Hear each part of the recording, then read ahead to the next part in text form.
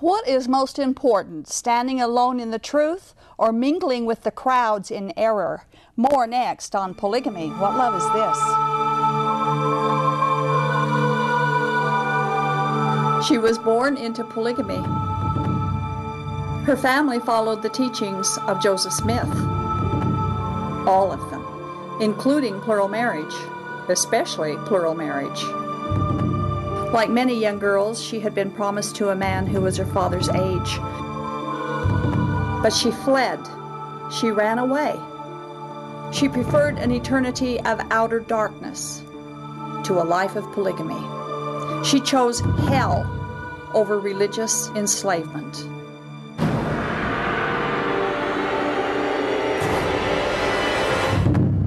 That girl was me. After I fled, I thought I was free, but I realized I wasn't free. I was lost, alone, desolate.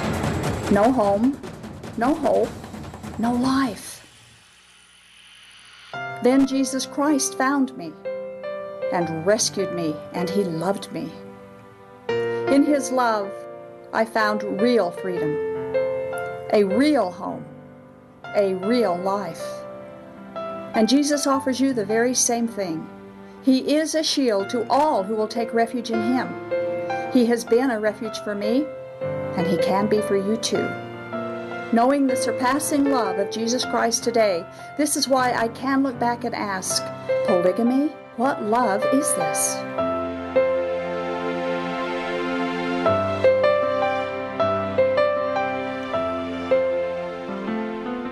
Welcome to our show tonight. We're happy that you've invited us into your homes. This is Polygamy, What Love Is This? And I am your host, Doris Hanson. And we hope to be able to share some new insights on the ongoing controversies of contemporary Mormon-based polygamy. As most of you are probably aware, the FLDS has recently experienced some crises and some upheavals in their communities resulting from some phone calls that was made by Warren Jeffs from his Texas prison cell during the week of Christmas. The consequence of his verbal tirades is that he has lost all phone privileges for the next 90 days. And of course, we wonder if he should ever get the phone privileges back, because in those phone calls, he's terrorizing his followers in the FLDS communities. And if he does get them back, that perhaps they ought to give them on a very limited basis. I mean, after all, the telephone privileges is a privilege. It isn't a requirement. But we will keep you updated on the goings-on and the new events or whatever's taking place in the FLDS as well as the other polygamy groups on our show on a weekly basis. We also, again, want to remind all of our viewers, if you know somebody who may be looking for some help after you leave or escape from a polygamous situation, you can give us a call. That's why we're here. We do want to help you.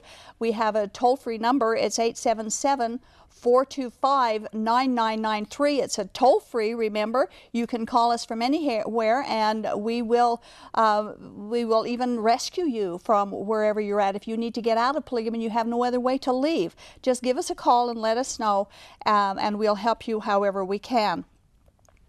Last year, we had as a guest on our show a woman by the name of Rebecca Kimball. She had been raised in the FLDS group. She was able to get out, and we had a very good interview on our show. You can see it online on whatloveisthis.tv, and just click on to the July 7th, 2011 show, and you can watch our interview with her. Rebecca Kimball recently made a comment regarding the Cody Brown sister wives family, and I would like to put this on the screen and quote what she said, because it is so appropriate. And so this is what she said, quote, "Freedom of religion doesn't come with the right to force others to share their mate when you won't, to finance your family when you won't, or to blame a religion for your irresponsible behavior. Cody Brown's family has as many bankruptcies as wives, plus 2 defunct businesses. Web searches show that Christine was on food stamps while filming on TLC. Cody went to Mexico. He had a bachelor party, a wedding reception, and a honeymoon with Robin, but the doctor who performed his daughter's emergency appendectomy remained unpaid in the bankruptcy papers. Who protects the rights of those who gave him credit? Who protects the taxpayer from paying when breeding women like cattle becomes a source of income, sugar-coated as a lifestyle choice? Polygamy supported by other people's money should be a crime. There should be a limit on the number of children a man can force taxpayers to provide for. It may be his choice, but the taxpayers don't have a choice." End quote. And we would like to chime in with her on this question. What right do the polygamists have to load down the taxpayers with the responsibility of providing for their families? How fair is it to force the taxpayers to fund the lifestyle of an abusive religious system that hurts women and children? Think about that. You know, we've dedicated several conversations on our shows recently to the public polygamist activities of the Cody Brown family of Sister Wives fame and of the Joe Darger family, who wrote the latest pro-polygamy book entitled Love Times 3. Our guest tonight has not yet weighed in, at least on this show, his thoughts and his observations of the Darger family. And so we invited John Lelland to share with us tonight, and also, perhaps, if we have time, to talk about the wisdom of Justice Bauman's decision to uphold the anti-polygamy law in Canada and reflect if perhaps the United States courts will show equal wisdom. All of this said to introduce and to welcome our returning guest tonight, John Lelland. Thank you. Thank you. Nice to be here. It's great to have you back. You know, John, every time you're on the show, and you've been on 3 or 4 times in the past, we get phone calls or emails asking, just saying how much they enjoyed your being here and your remarks, and asking us to always invite you back. And you always come back when we invite you. Well, I'm flattered. You're so charming, I can't resist you. Oh, my goodness.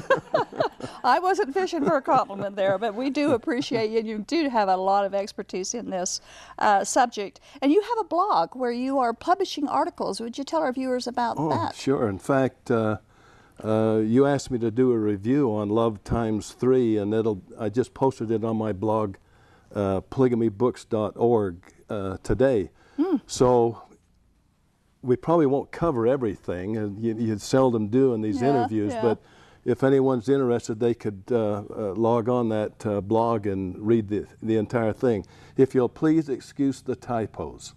God, I'm so embarrassed with the typos. Sometimes I think I got them all. You didn't see them until after. Well, on that article and our subject matter tonight, we're going to try and get, like you say, as much done as we can. Okay. But when you were commenting on the Sister Wives lawsuit, and I'm quoting here from your blog, you said, "For those of us that are intimately familiar with what goes on inside the Mormon polygamous communities, the claims of the Cody Brown family are mostly incredulous. The move to Las Vegas, allegedly out of fear of prosecution, I suspect is nothing more than a strategy to portray themselves as victims. In actuality," I love this phrase, "in actuality, Utah is the safest place in the United States for Mormon polygamists who are consenting adults." According to Attorney General Mark Shurtleff, he pretty much set the standard for prosecutors several years ago when he announced that he would not prosecute a religious tenet, and he would only prosecute where underage girls were taken as plural wives. He further established a safety net program for Mormon polygamists, which has been instrumental in changing attitudes, in other words, initiating tolerance towards Mormon polygamists. Now, before we discuss the Darger book, The Family on the Darger, Polygamous Family, would you briefly explain why you said in this comment that the federal lawsuit by the Sister Wives is incredulous? Well, it's incredulous because they claim that they're being discriminated against and persecuted. And, of course, Joe Darger does the same thing in his book. And they'd like to be able to talk freely about their religion. They feel like they're being censored because of the statutes and the different things. But as I point out in my blog, my gosh, what's holding the Brown family back? I mean, they're doing everything that they possibly can. Nobody's persecuting them. They got a successful television show going.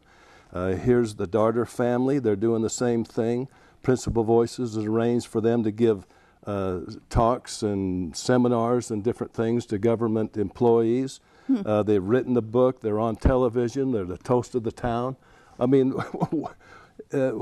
why is he going to Las Vegas? It's got to be a strategy, strategy. Well, it's a tragedy too. Yeah.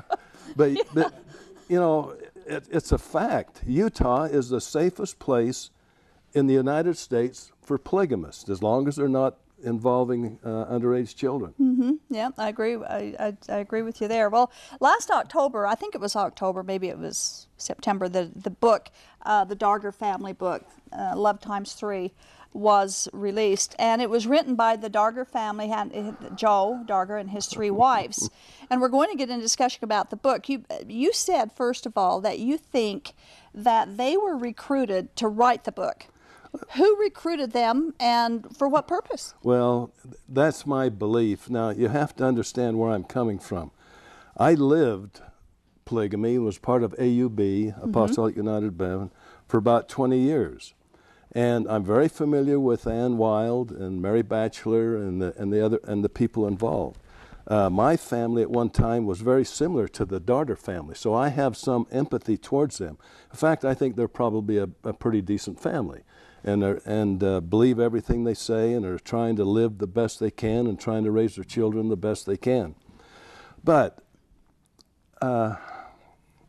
it takes, you know, what prompted them to all of a sudden decide that they wanted to be the poster children or the poster family for promoting polygamy? They're friends with Ann Wild, the people of Principal Voices. We know that Principal Voices has this movement going on, and they've been fairly successful in teaching their brand of Mormon fundamentalism. And as a result, there is a lot of tolerance towards it. So I think that they recruited these people. I can't prove it, but I'd bet you $1 against a donut that that's what has happened. Because I know how they work. I know their mindset, and I know what their agenda is because I was with them at one time and agreed with them at one time. So, and then another thing. Brooke Adams' name is on there as a consultant and everything. And I think Brooke Adams has had a lot more to do with the publishing of this book. And between her and the influence the Principal Voices had, they've been able to get a lot of TV shows where these folks have been making an appearance. It's all part of an agenda. And I hate to see this family, because they seem like a pretty decent family, get involved in all this celebrity stuff. And then watching them on television, it looks like they have been caught up in the celebrity hoopla, just as the Browns did, just as Tom Green did, and just as others before him. And I think that in the long run, they're going to wish that they hadn't have done it. Well, you rubbed shoulders. You were a polygamist yourself in the AUB. You had 3 wives at one time, didn't That's right. you? And so you rubbed shoulders and elbows and lived amongst polygamous families for quite a long time. So you would be able to say, from experience, how much like the Darger family would you say most polygamy families are? Are they the normal? No, they're not. That's the problem. They don't come out and say, we are the epitome, and that all of polygamy is like us, and we're representative of them. They don't come out and say it. But the implication is all through the book, that these are the people what polygamists are like, and that's why it should be decriminalized. Because they're very likable. The ladies are attractive, but they don't represent that. Now, I noticed that we'll probably get to it. Valerie, the 3rd wife, she was married to a polygamist before, and she had a bad experience. And she gives some of her autobiography in the book. And I wasn't, I've read so many of these books that I was kind of getting away from them. And until I got onto that particular subject, She gave the name of her ex-polygamous husband as Donald, and said that he had a big home in Mayfield, that he was in the fireworks business, and that he eventually moved him out to Pleasant Valley. Well, there's only one man that could be, and that's Dennis Matthews, who is one of the key figures in the theft of $1.5 million from Virginia Hill. And you talked about that on one of our shows. Right, and I was the lead investigator in that. Right. And I knew all of the principals. I knew Dennis Matthews, and he is one of the most unscrupulous people that I've ever been involved with in an investigation. The man is despicable. And if we wasn't on television, when it was out there, when it was just us guys, I'd probably use some profanity in describing what this man is like. So I have a lot of empathy for this lady and what she had to go through in her other plural lives. But the thing of it is that Dennis Matthews, a thief, Warren Jeffs, a pervert, and the Allred oligarchy was involved in the theft. This represents more of what polygamy is like, and not these folks. Than these folks. They said that Warren Jeffs was an anomaly. No, the Joe family, Joe Darger family, they're the anomaly. Yeah. And there's so much crime and corruption involved in Mormon fundamentalism because of the power, the money that is involved, that it's always going to be that way. And no matter how you try to sanitize it and brush it up, it's going to be there. And I believe you said in your blog that all of Dennis Matthews' wives except one finally left him, and, yes. and you thought that he's gone to be involved with the Harmston group. Well, I heard rumors that what he did is he conned a poor man that was on his deathbed into buying a couple of houses and some property in, I think it's Mayfield, down in the central part of the state, and put the name of the property in his one wife's name, and then the plural wife of Richard Coons, who was the man that he conned into doing this. And I knew Richard at the time. I was able to talk to him. And after Richard died, why, his siblings were very upset, and they got a hold of me to see if there's anything they can do, because Richard had promised that whatever real estate that he had, he would leave it to his blood siblings. But here it goes to these two women who are controlled by Dennis Matthews.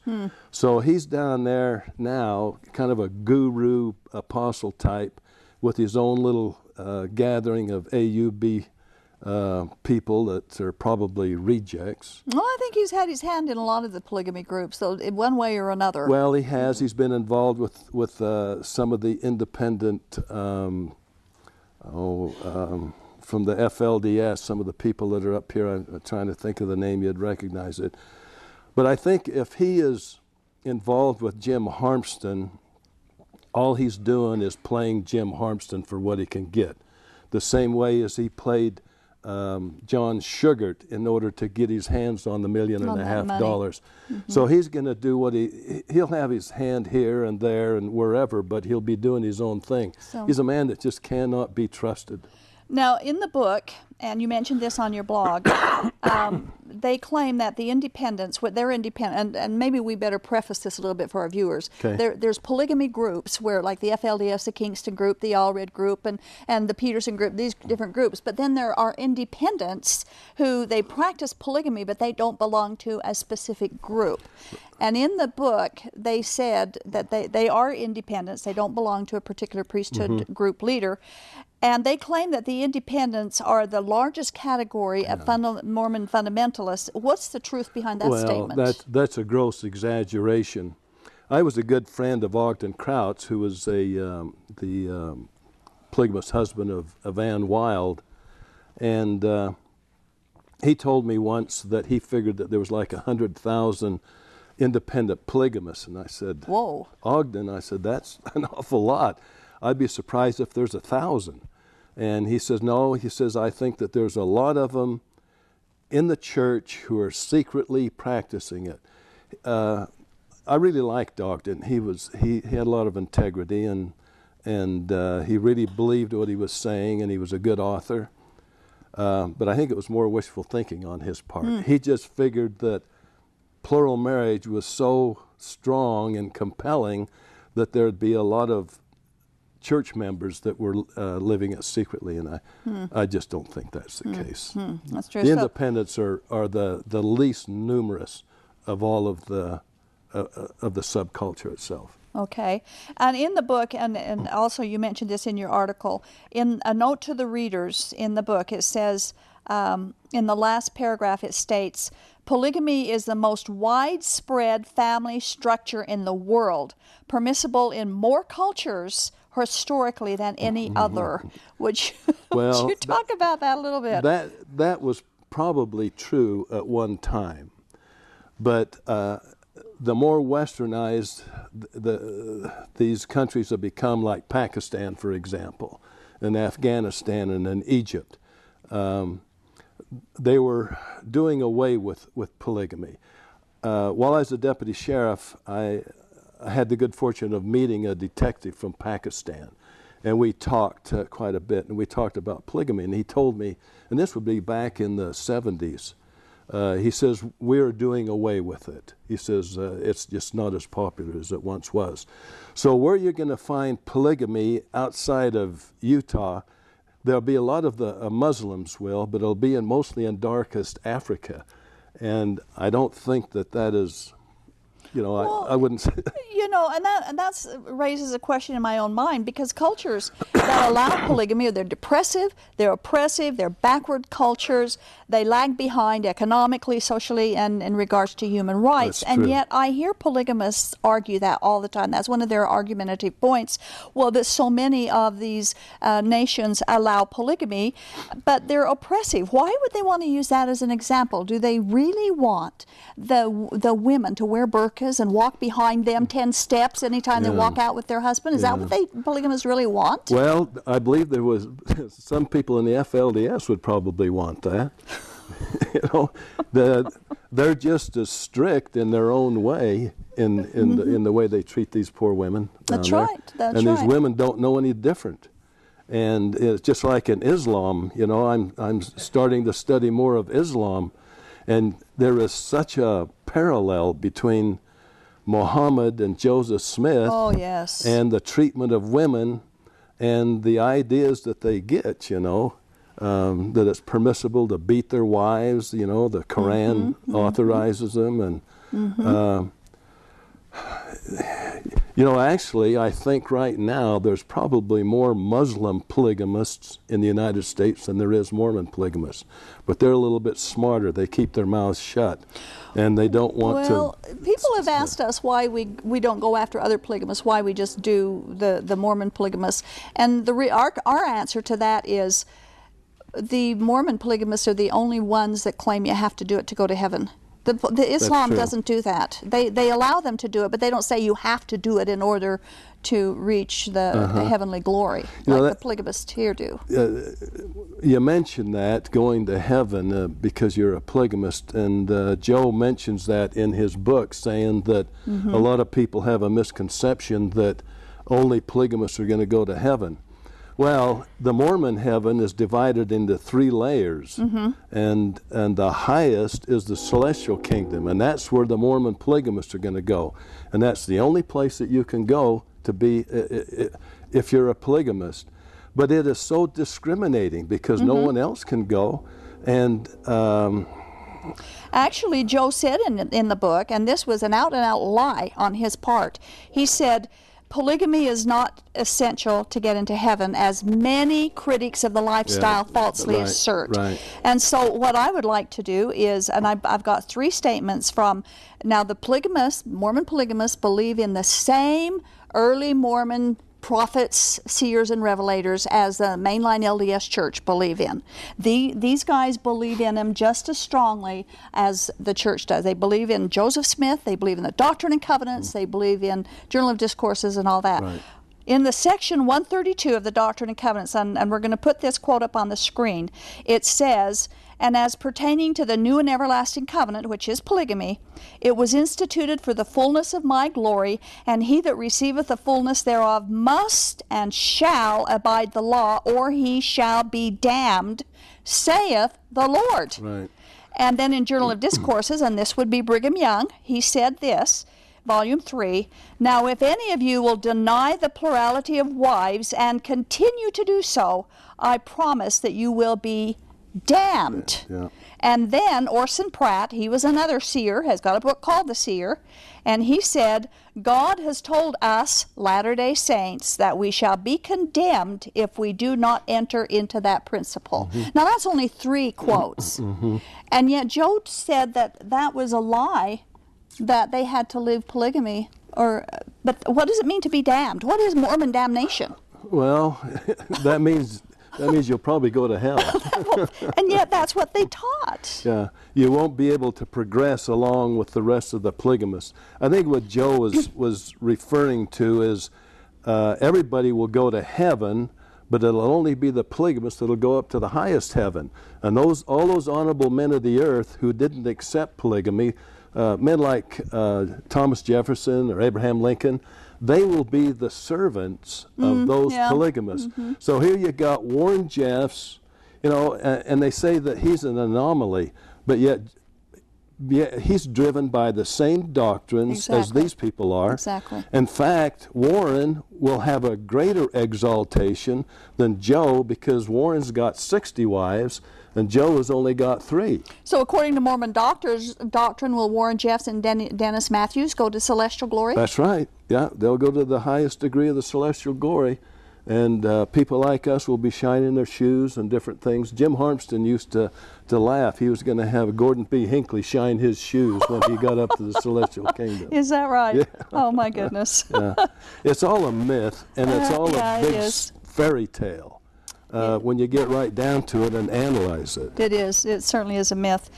You mentioned, and I have to agree with you, that the Darger family, all except for one chapter in the book, revolved around their relationship, the wife and the husband. The one chapter did mention the children and the nurturing, that there's so many children in the family and in polygamous families.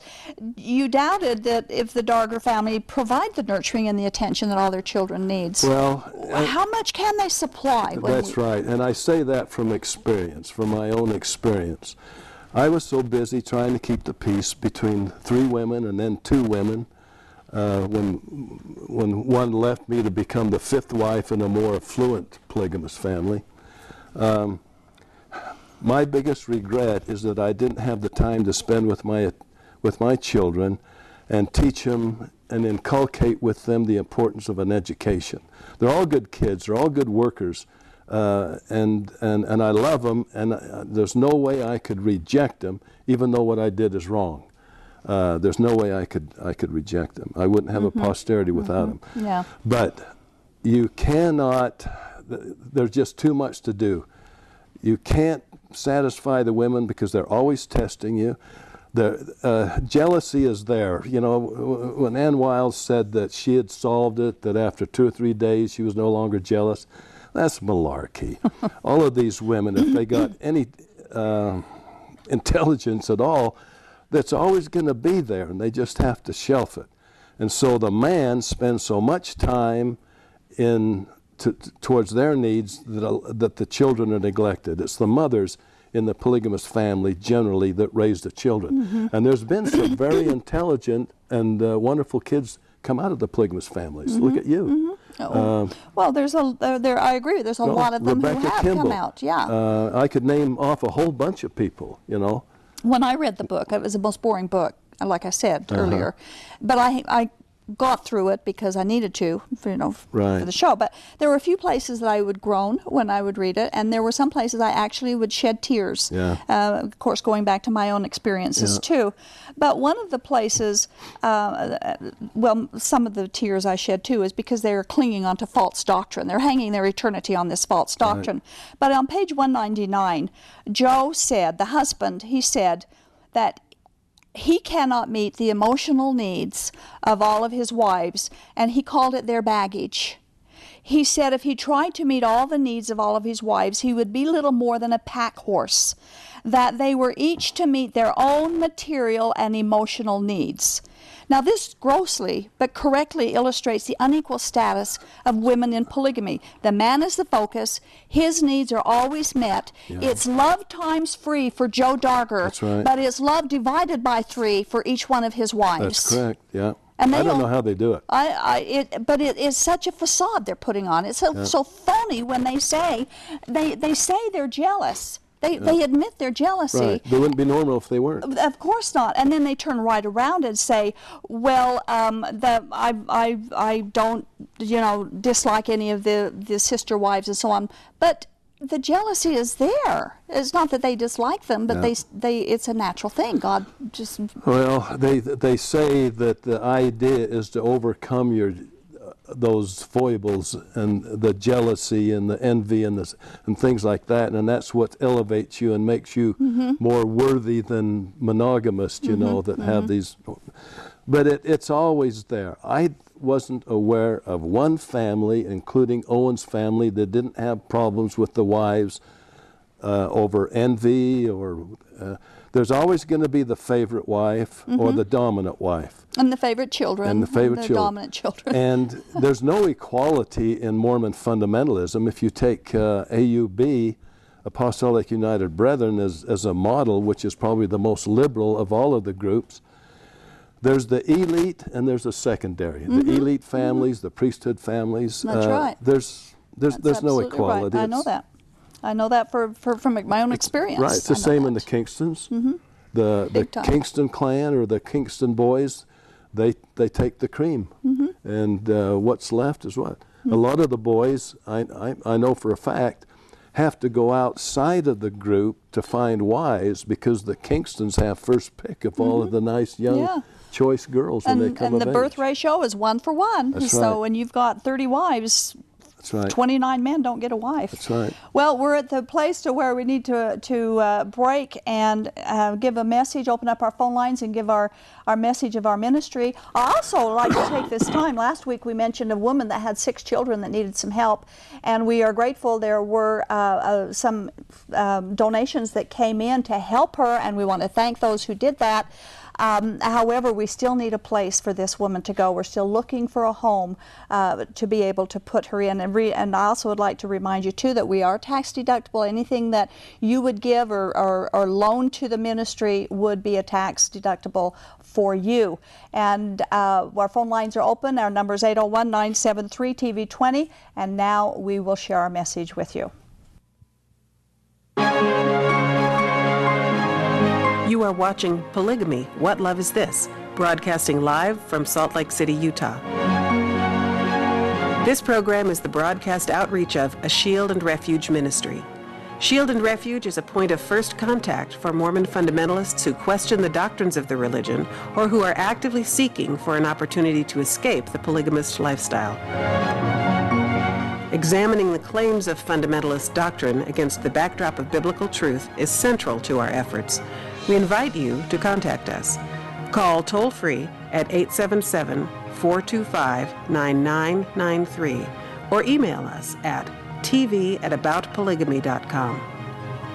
You are welcome to join us in our monthly support group, Life After Polygamy, where you can meet others like yourself who are searching for answers about polygamy and Mormon fundamentalism. We meet monthly in the Salt Lake City area.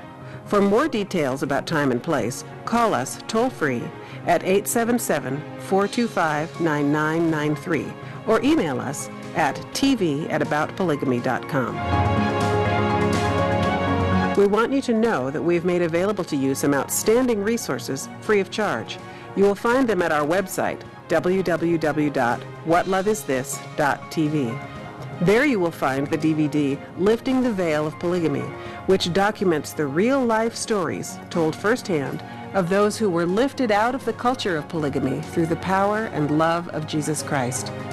Also, free of charge to you is the booklet, Is Polygamy Biblical? It explores plural marriage in the context of God's Word and answers questions like, did God ever command polygamy? Is it part of God's plan? While you are at our website, Make sure to take advantage of the archived episodes of this program, which can stream on demand directly to your computer. There are more than 100 shows to choose from. And if someone you know is unable to view this program via live broadcast, recommend that they visit this same website every Thursday at 8 p.m. Mountain Time to watch this show through live streaming video. Simply follow the links to the live streaming video page. If you are watching live tonight, we invite you to call us as we open our phone lines. The number is 801-973-TV20. That's 801-973-8820. Now, back to Polygamy, What Love Is This? With our host, Doris Hanson.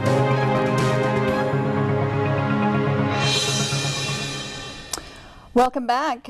This is Polygamy, What Love Is This? And I am Doris Hanson, and our guest on tonight's show is John Lelland. He has quite a bit of information and interest in what's going on with current events with polygamy groups today. And I would like to mention that our next support group is going to be meeting on January 23rd. That's Monday, January 23rd at 6:30. If you have been impacted by polygamy in any way, if it was your great-grandpa that was a polygamist and you would just like to come and hear some stories or share some stories, you're welcome to come. Just give us a call for the details. That's not next Monday, but January 23rd at 6:30. We're open our phone lines now. If you have some questions or comments, please keep on topic. Please let your comments or your questions deal with what we've been talking about and address your questions to our guest, John Lelland. And we do have a call right now from Raymond. He's in Utah on line 1. Hello, Raymond. Yes. Yes, you're on the air, Raymond. Oh, hello. I had to turn my TV down, so... Yes, that's good. I have an Congratulations. interesting question. I'm coming from the East Coast, and I moved out here about 2 years ago, and I was very curious to know polygamy actually existed many more places besides Utah. In a coal mining town back in Pennsylvania where the husband would maybe go into the mine one day and something would collapse and he would die, then the neighbor would pick up. So polygamy wasn't necessarily about sex or whatnot. It was a man to take care of the family. But when I moved out here to Utah and I started seeing polygamous families, it became very interesting to me, especially generated in soap opera style, that, you know, it was all about the women serving the man and, you know, the man could do whatever he wanted because he was in control. And I've witnessed this in non-polygamous LDS as well, is that, you know, we live in such a liberal country where it is free, but yet we're bound by this book that people feel that they have this need to fulfill, be it polygamist or non-polygamist. My question is, why don't they just pick up and go about their lives and make it happy? It's so much effort. Why don't I think I missed you somewhere? Who pick up what? Well, yeah. What's the question specifically? Well, if I didn't want to be a wife to a polygamist, or I had this jealousy or whatnot, why do I feel the bond to stay with it? Why don't I just pick up and leave and have my own life like the rest of America does? We talked about that, in fact, just a few minutes ago, where this polygamy, Mormon polygamy, is the only polygamy in history where they claim that you have to do it to go to heaven. In order to please God. I read three quotes from early Mormon polygamists that said, if you don't live it, you will be damned. Yeah. So that's why. Yeah. A lot of women will go into it out of security. In my observation, the typical woman that converts to polygamy is a single mom who has had a bad monogamous relationship. And through word of mouth, she goes along with that polygamous axiom that it's better to have part of a good man than all of a bad man. So a lot of them go into it out of security and adventure. That would be those who aren't born and raised in it. Right. But people like, most of the people that, the converts, but most of the people that are in polygamy are born and raised in it. That from the cradle they've been taught that polygamy is required by God, and that you will become a son of perdition if you leave it. You know, the same analogy is with Islam. women and children that are raised in Iran, for example, or Afghanistan. That's all they know, and that's what all their elders have been, and it's the only direction they know to go. You know what, and actually I think you bring up a good point when you bring it from infancy and what you know, because as a scholar, you only do know what you know. And perhaps the breaking bridge of this is that early learning is to teach against it so it doesn't recur. Wow, what an empowerment. And Raymond, Raymond, empowerment you give somebody whenever you have control over children so they can make the decision based off their knowledge base, but their knowledge base is based off of what they know, not what options they really have. but let me also intersperse something here, Raymond. When anybody comes to someone else or a group of people and says, "Thus saith the Lord," that's got a powerful impact on many, many people. And people sometimes don't even know to go check it out to see if God really did or would have said that. And that's what's happened with polygamy. They say, "Thus saith the Lord," and they believe him. All this crazy stuff Warren Jeffs has been doing these past couple of weeks. He says the Lord says, and everybody believes it. So they just follow along blindly. And that's what happens in the polygamy groups here in behind the Zion curtain. You'll forgive me on my last statement, and I agree with what you're saying, because even in my own religion, I'm not LDS, but I have learned one thing. Whenever I learned how to read the Bible, I didn't need somebody to dictate it to me. So when somebody comes out and says, "Thus saith the Lord," I question what the Lord says, because you can go in the Bible and give find me it. common sense to make the right decisions based on what type of a citizen I am, how am I helping my community, and also how am I helping myself. Well, God gave guidelines on what he said and what he didn't say. I would and you can argue do that, you know, if I'm supposed to do something because the leader of my church says, well, this is good, and it is not good for my family, I think God's pretty neat. I think that he looks up there and he says, you may not have been exactly what the preacher told you, but you did what was best for your position that I put you in. Well, thank you very much for your time. I just wanted to throw some comments. We could have a long one on that. That's right. And I found it very interesting. Well, thanks for your call, Raymond. We appreciate it. Okay, thank you. Good night. Okay, line 2. I'm not sure how to say that. Spasogy? Hello? Hello? Hello? Hello? Hello? Are you there? Hello, turn your TV down. Turn your TV down or we'll cut you off. We'll turn the sound on your TV down or we'll cut you off. Okay. Are you down? Yes. Volume down. Okay. What is your name? Spasha. Spasha. Okay. Well, you're on the air. Okay. If you don't know how to say it, it's all good. Okay. Anyway, you're on the air. What's your question or your comment? Okay. Well, my question is, how many of these individuals and how many families are in this practice of polygamy in Utah? What's the latest that you've heard? Well, I think there's maybe 35,000 at the very most. And then they might be counting the chickens and the horses and the dogs. The polygamists like to embellish and try to make you think there's actually more than there really is. You can take the organized groups, and you pretty well know how many are in it. For instance, the FLDS, there might be 10,000, another 5,000 over at Centennial Park, 7,000 in the Apostolic United Brethren, maybe a couple of thousand in the Kingstons, and it doesn't amount to a whole lot.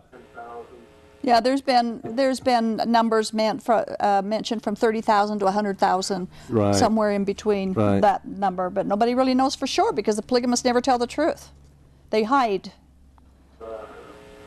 I shouldn't say never tell the truth. That's not right. That's all I wanted to ask. Okay, thank you. Very much. Thank you.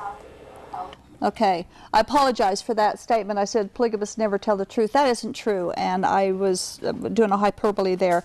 They don't tell the truth about some things that they do. There's some of their practices. They have a tendency to embellish. And so they didn't, we wouldn't know how many families a certain man would have because he wouldn't tell us. Yeah, especially with the independents. There's just no exact way of counting them. Mm-hmm. True. Okay, we have a call on line 3. Jim in Salt Lake City. Hello, Jim. Hello. You're on the air, your Jim. interpretation of the Doctrine and Covenants is false. No, say that again. Your interpretation of the sealing covenant and the Doctrine and Covenants is false. It's not for polygamists. Oh, it's not. Yeah, why don't you get your facts straight? Oh, well, I would suggest that you would read the heading of section I'm 1. an LDS person married in the temple. That sealing power is for every individual couple who does go through the temple or who is married or who goes through after. The celestial marriage was polygamy from the very beginning. By the power of the priesthood to seal people to have the everlasting covenant upon the everlasting covenant, Jim, is polygamy. To have the celestial kingdom when they die, if they live worthily to have it. Jim, just as that pertains to polygamists. Jim, the everlasting covenant, the new and everlasting covenant, according to Joseph Smith, according to Brigham Young, according to Lorenzo Snow, according to Wilford Woodruff, John Taylor, the everlasting covenant, new and everlasting covenant was polygamy. No, it is and not. It you is. are wrong. And you can totally wrong. You can read section 132 from every single verse. Right. Okay. What about the verse that says if you marry 10 virgins you haven't sinned? What's that? In section 132. It doesn't say that in the Doctrine and Covenants, does it? It says that in section 132. No, it doesn't. Oh, yes, Did you it get does. That? 10 virgins. Read it. Read that section. Oh, my gosh. You are way off base, lady. Read it. Hey, Read Jim, it, sir. Jim, look up the 132nd and check out verses 6, 54, 64, and 65. And it's all coercive. Coercing women. Say anything about 10 virgins. Oh, yes, it does. Yeah, I'm afraid it does, Jim. Yes, boy, it does. Guys are way off and base. read it. Pull it out and read it. And Joseph, cutting down the LDS church. And Joseph Smith also warned. Would the Savior have you do that? Yes, he did it. Read Matthew 23. Read Matthew 23, Jim. All right, I've had enough of your garbage. So have we. Good night. Okay. I'd like to make a comment on Jim. We're not cutting down the LDS church. As far as I'm concerned, the LDS church is a fine organization, family-oriented, very patriotic. They have an awful lot of good people in the church.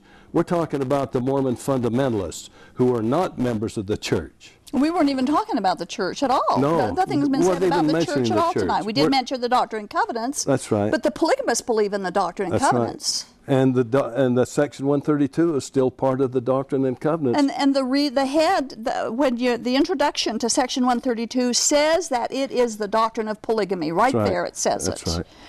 Oh my goodness, Jim, read your scriptures. That's what we have. We ask all the people who watch our show to check it out. Check out what you believe and why you believe it. And read it word for word. But those 10 virgins are there. And another thing I want to mention to Jim, if you're still watching, is that Joseph Smith threatened Emma that if she did not accept the wives that God had given him, she would be destroyed. And we've heard that from the cradle. Everyone that was born in polygamy heard that from the cradle. That's verse 54. Okay, very good. Well, that got our blood pumping here for a minute. We talked a little bit about the Safety Net Committee already on tonight. Would you explain to our viewers what the Safety Net Committee is, who's involved in it, and how is it funded?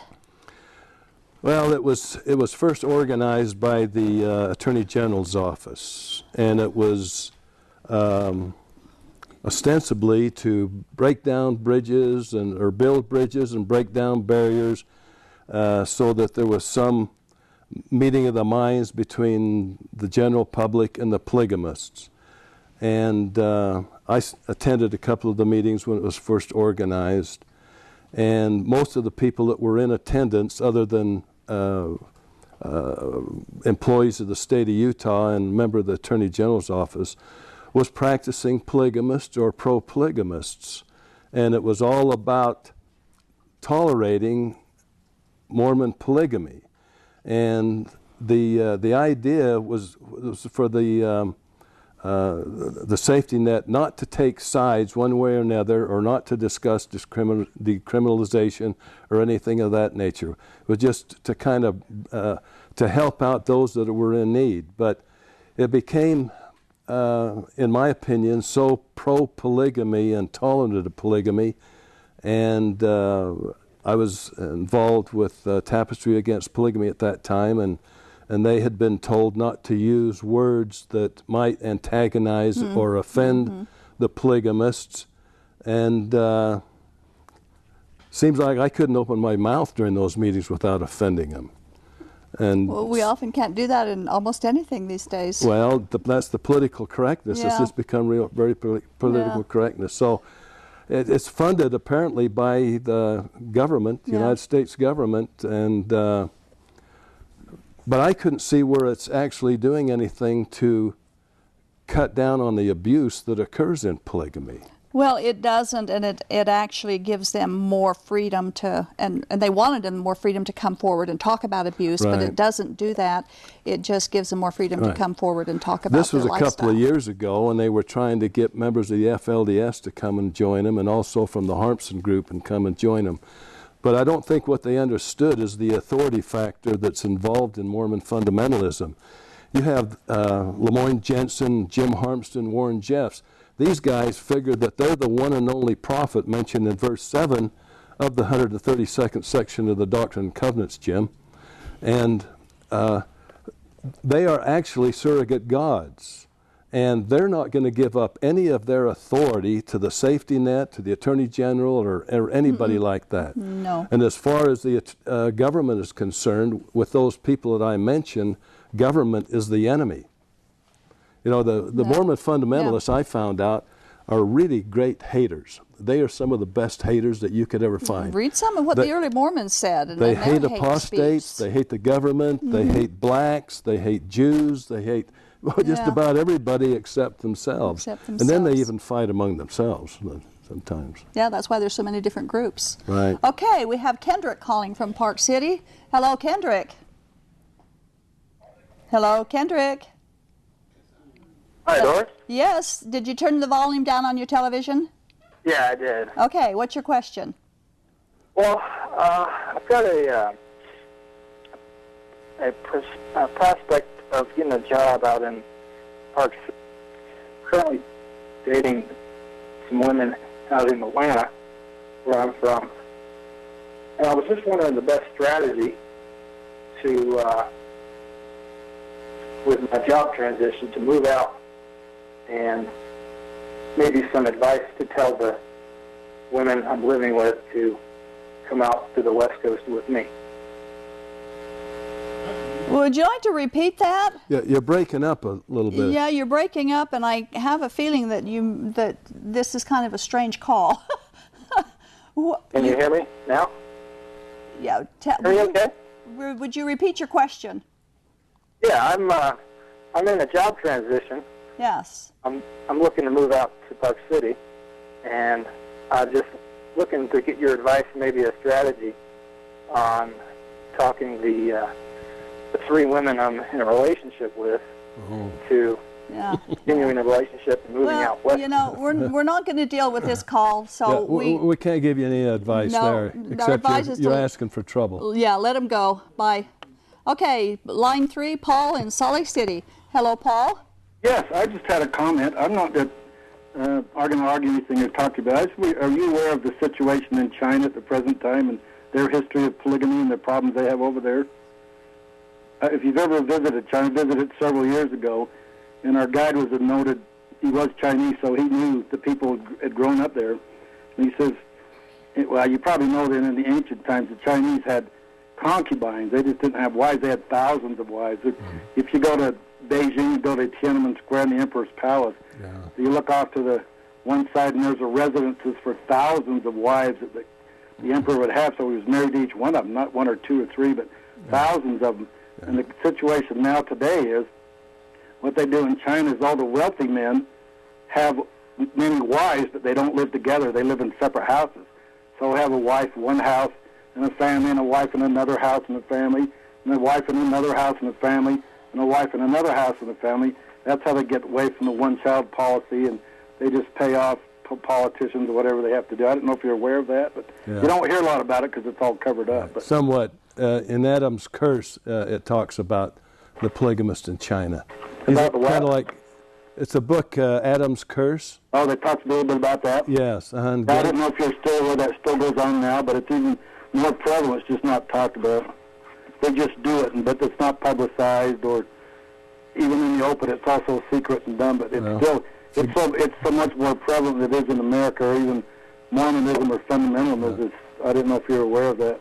Well, polygamy is always a subculture, and it never was God's way. Monogamy was always his way from the beginning. Well, that's partly true, but in Chinese, that's a different religion. Yeah. That's not even Christianity. They didn't believe that. They believed that we appreciate your God's way call, that a man should have more than one wife. But only the emperors and the rich people could do them, not just the common man. Okay, thanks for your call. I don't know if you'd heard of it or were aware of it.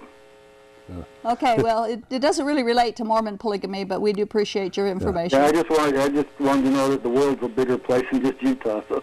Well, we do know that much. You know that. Okay, thank you. Bye. It's always been the rich and the powerful who have taken the plural wives, no matter what culture it is. Well, thank you for coming again tonight. We do appreciate it. My pleasure. And my closing comments are going to be focused on the Book of Mormon, 2 Nephi chapter 9, verse 34, where it says, "Woe unto the liar, for he shall be thrust down to hell." Now, although we can assume that forgiveness is available to the repentant Mormon for lying, this verse does not offer forgiveness. It merely says the liar will be thrust down to hell. Well, we can't help but wonder what happened to Joseph Smith. We have documented on this show literally hundreds of times lies that came from the mouth of Joseph Smith in relation to polygamy alone. He lied about his polygamous behavior. He lied about other people's polygamous behavior. He lied to the faithful Mormon people. He lied to the public. He lied in printed church material, and he lied to Emma about his personal polygamist activities and beliefs. Now, the contemporary polygamist groups also lie about their polygamist activities. They go against the laws of the land. Many of them lie under oath. They lie to the government, and they lie to their own membership. All the polygamists in this culture believe the Book of Mormon, and they follow its teachings right down to the grave. The Book of Mormon gives no exceptions to the damnation of liars. Its statement is clear: all liars will be thrust down to hell.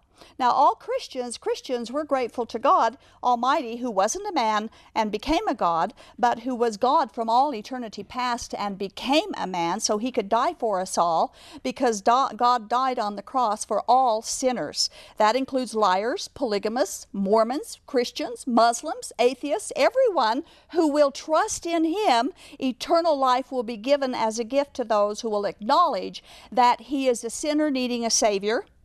And if they will recognize that Jesus is the only Savior and that the sinner cannot forgive himself or save himself, it's only Jesus who can do that, and he does it perfectly and he does it completely. Thanks for watching, and good night.